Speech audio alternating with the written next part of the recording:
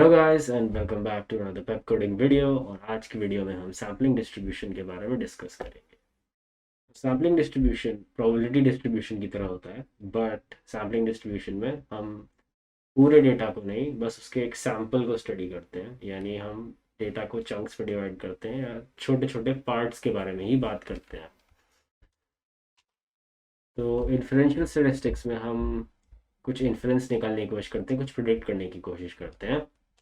और ये हम करते हैं किसी ना किसी स्टेटिस्टिक के बेस पे। यानी जैसे हम मीन के बारे में बात कर लेते हैं। इस वीडियो में हम मीन को एग्जांपल लेंगे, जो कि हम स्टेटिस्टिक यूज़ करेंगे। तो सैम्पलिंग डिस्ट्रीब्यूशन में हम पॉपुलेशन का काफ़ी सारे सैम्पल्स लेते हैं। तो जैसे हमारी पॉपुलेशन इतनी है और हमको किसी एरिया में मान लीजिए लोगों के वेट के बारे में कुछ प्रोडिक्ट करना है कि लोगों का वेट कितना होगा, हेल्दी लोग कितने हैं, अनहेल्दी लोग कितने हैं। तो instead of trying to predict the data for all of the population, हम सैम्पल्स में करते हैं इसको। तो instead of taking the values of all the weights from the population, हम सिर्फ उनमें से कुछ लोगों का सैंपल ही उठाएंगे और उस सैंपल में से हम एवरेज वेट निकालेंगे। और फिर उस एवरेज वेट से हम पूरे पॉपुलेशन का वेट प्रोडिक्ट करने की कोशिश करेंगे। और सैम्पल्स, मल्टीपल सैम्पल्स उठाएंगे, सिर्फ एक ही नहीं। और हम ये सैम्पल्स ऐसे उठाएंगे ताकि वो पॉपुलेशन को अच्छे से रिप्रेजेंट कर पाए, हर सैंपल में हर तरह का वेरिएशन हो। तो दूसरे एग्जांपल की बात करते हैं। तो लेट्स से आपके एरिया में कुछ चक्कियाँ हैं जो 10 किलो आटा इन प्राइसेस पे बेच रही हैं। तो कुछ का एक चक्की का प्राइस 234 है, एक में 251, एक में 241 एंड सो ऑन। ऐसे हमारे 16 चक्कियाँ हमने का डेटा हमने कलेक्ट करा है। इसका मीन 240 है और ऑल द 16 चक्कीज सबका मीन आया 240। 10 किलो आटा ऑन एवरेज 240 रुपीज़ का बिक रहा है। तो जब हम स्टडी करेंगे या कुछ प्रिडिक्शन करने जाएंगे तो हमारे पास तो ये डेटा होगा नहीं। हमारे पास डेटा कुछ इस फॉर्म में होगा। हमारे पास 16 शॉप्स हैं और उनमें कुछ प्राइसेस होंगे। तो लेट्स से हम रैंडमली 3 शॉप्स पिक कर लेते हैं। तो 3, 6 एंड 15 उठा लेते हैं। अब इनके करस्पॉन्डिंग जो वैल्यूज़ आएंगी वो देख लेते हैं एक बार। 3, 6 और 15 उठाया था हमने, तो 3, 6, 15। तो इसमें मीन आना चाहिए 233 प्लस 227 प्लस 238/3। तो ये इस सैंपल का मीन है। ये आएगा अप्रॉक्सीमेटली 232.6, अप्रॉक्सीमेटली इतना आएगा। इस सैंपल से 3 का सैंपल लिया हमने और उसमें मीन आ रहा है 232। हमारा रियल मीन 240, बट हमको अभी ये पता नहीं है। तो हम अब एक और सैंपल उठा लेते हैं जिसमें हम लेट्स से क्या वैल्यूज़ लें। लेट्स से हम 5, 15 और 16 उठा लेते हैं रैंडमली।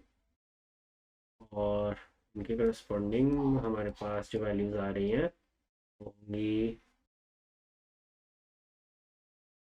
241 plus 238 plus 276.3। और इस सैंपल से हमारी मीन आ जाएगी 255 आनी चाहिए।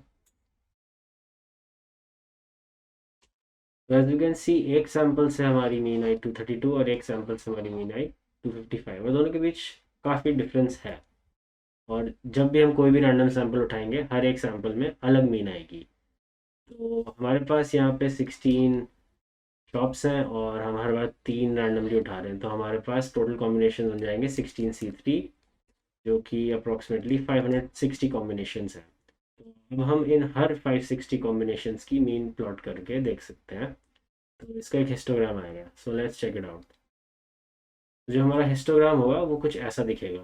तो इसमें हम हमारी मीन वैल्यू पूरे डेटा के लिए अराउंड 240 आई थी यहाँ पे।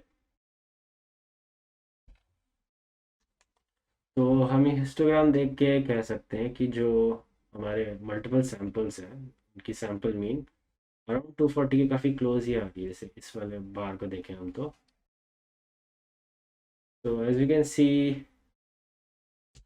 तो जैसा कि हम देख सकते हैं ग्राफ को, इसमें जो हमारी रियल मीन है डेटा की वो अराउंड 240 थी, और हमारे जो काफ़ी सारे सैम्पल्स हैं जिनकी मीन भी 240 के काफ़ी क्लोज आ रही है।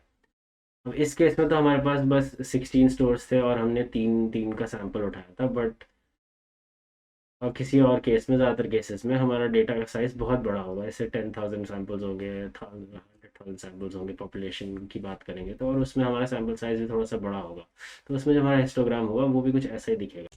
और मल्टीपल सैम्पल्स की मीन या फिर कोई और स्टेटिस्टिक वैल्यू जैसे वेरिएंस हो गया, IQR हो गया, वो भी रियल वैल्यू के काफ़ी क्लोज आएगा। तो सैम्पलिंग डिस्ट्रीब्यूशन में हम यही करते हैं, कब काफ़ी सारे सैम्पल्स लेते हैं और उसके बेसिस पे हमारी जो वैल्यू आती है वो रियल वैल्यू के काफ़ी क्लोज आती है।